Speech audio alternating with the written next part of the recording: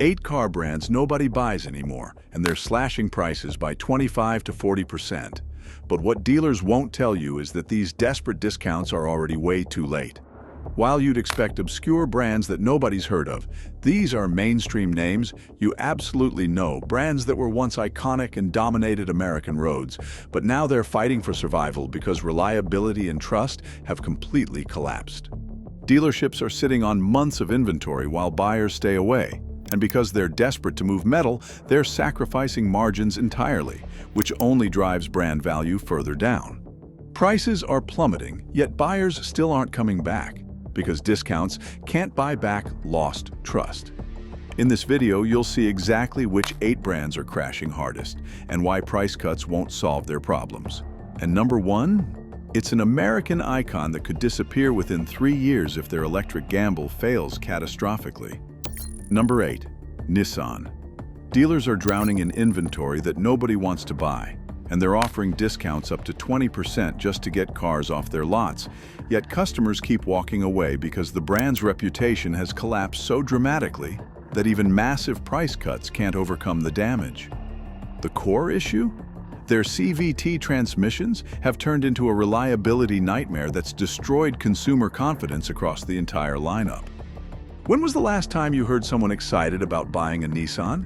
Probably never, because these transmissions fail at alarming rates, often requiring complete replacements that cost $4,000 or more, and while the company extended some warranties to address the backlash, it was too little too late. Social media is flooded with horror stories from owners whose transmissions died at 60,000 miles, and this word-of-mouth destruction is something no marketing budget can fix, because potential buyers now see Nissan as a gamble they're not willing to take, regardless of how cheap the sticker price gets. Number 7, Mazda. They tried to escape the budget brand trap by going premium, but this strategy is backfiring spectacularly, and dealers are now stuck with CX-50S and CX-90S that collect dust for months despite glowing automotive press reviews. The problem?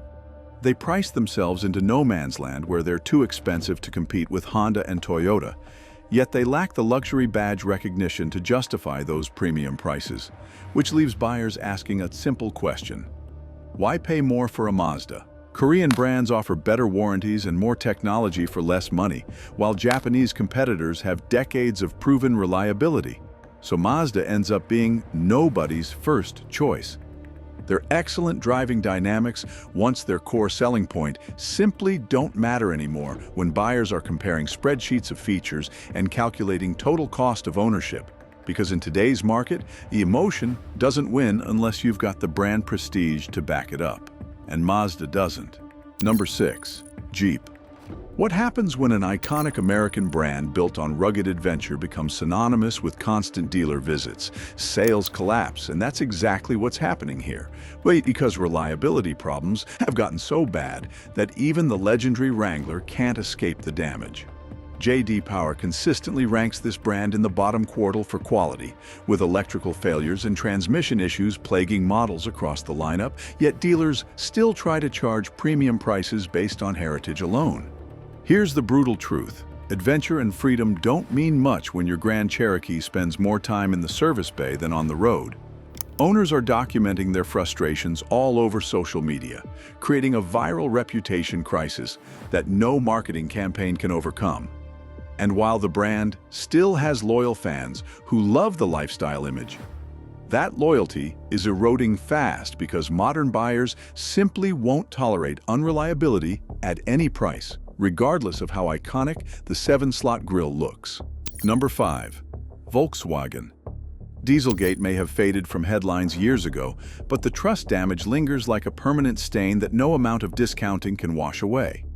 When a company deliberately cheats emissions tests and lies to millions of customers, the market doesn't just forget, and that's why VW still offers incentives thousands of dollars higher than competitors just to get buyers to consider them. The real problem isn't just the scandal's aftermath. It's that their rushed EV transition has been a disaster of delays and half-finished software, which means they're now failing at both their past and their future. ID4 owners report going to dealers multiple times just to get basic features working that should have been ready at launch, And when you combine a dishonest history with a botched electric strategy, you get a brand that nobody trusts anymore, regardless of how good the engineering might actually be. Before we continue, thanks for watching. Subscribe to my channel. Let's move on. Number 4, Buick. The average buyer here is 62 years old. And while that might not sound fatal on its own, it becomes an existential crisis when you realize that nobody under 40 even considers this brand, which means they're literally waiting for their customer base to age out of the market.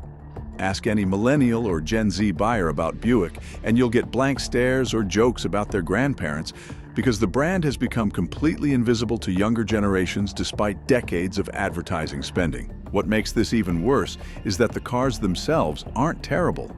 The Envision and Encore are perfectly adequate vehicles. But adequate doesn't win in today's market when Korean competitors offer more features, longer warranties, and actually appeal to buyers under retirement age. GM executives know this brand is redundant in their portfolio. And unless something dramatic changes, Buick will eventually join Pontiac and Oldsmobile in the automotive graveyard. Number 3, Ford. When America's best-selling vehicle for over 4 decades suddenly needs steep discounts just to move off dealer lots, something has gone terribly wrong. The F-150, once so dominant that buyers paid over sticker price and waited months for delivery, now sits in massive inventory piles, with dealers offering thousands in incentives, and this isn't just about one model, it's a quality crisis affecting the entire lineup. Recalls have become so frequent that customers have stopped keeping track, with the Bronco suffering roof problems, the Mach-E facing software glitches, and even the F-150 Lightning having battery concerns. When your reputation for building tough, reliable trucks gets destroyed by constant warranty issues and production failures, discounts can't fix the fundamental problem, because truck buyers are the most brand-loyal customers in automotive, and once you lose them, they don't come back. Number 2, Chevrolet. This one might surprise you because on paper they're still moving volume, but here's what those numbers hide. A catastrophic discount addiction that's destroying the brand's long-term value while training customers to never pay full price. Silverados and Equinoxes that should sell on merit now require massive incentives month after month. And dealers have normalized employee pricing for everyone to the point where MSRP has become completely meaningless. The real damage shows up in resale values, where 3-year-old models lose approximately 7% more value than comparable Toyotas and Hondas, which translates to thousands of dollars in additional depreciation that current owners are eating. When you combine constant discounting with heavy fleet sales to rental companies just to pad volume numbers, you get a brand that looks successful on spreadsheets but is actually teaching an entire generation of buyers that Chevrolet equals cheap.